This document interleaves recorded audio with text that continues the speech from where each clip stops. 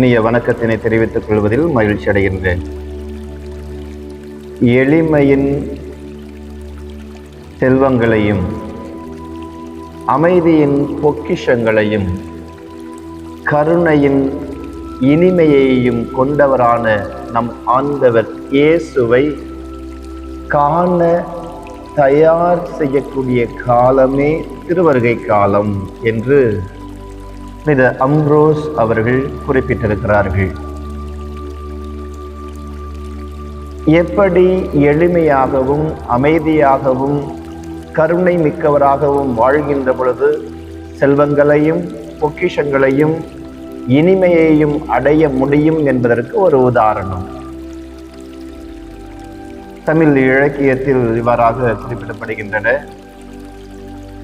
புல் நுனிமேல் நீர் போல் நிலையாமை என்றெண்ணி இனிய செய்க அரவினை இனியேல் நின்றான் இருந்தான் கிடந்தான் தன்கேல் அலரச் சென்றான் எனப்படுதலால் என்று நாலடியார் தமிழ் இலக்கியத்தில் இவ்வாறாக குறிப்பிடுகிறார். இவற்றை சிந்தித்து பார்க்கின்ற பொழுது என்ன அர்த்தத்தை கொடுக்கிறது என்று பார்ப்போம்.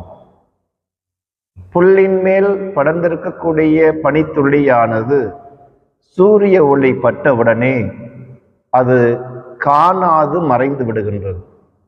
அதுபோல்தான் வாழ்க்கை. ஆகவே அந்த வாழ்க்கையில் எப்படி இருக்க வேண்டும்?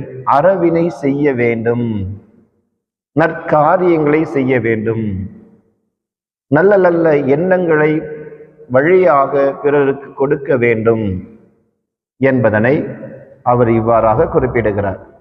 அப்படி இல்லையே, ஏதோ இருந்தோம், ஏதோ வாழ்ந்தோம், ஏதோ செத்தோம் என்கின்ற சிந்தனையில் மக்கள் நம்மை இட்டு செல்வார்கள் என்பதனை வலியுறுத்துகிறார்.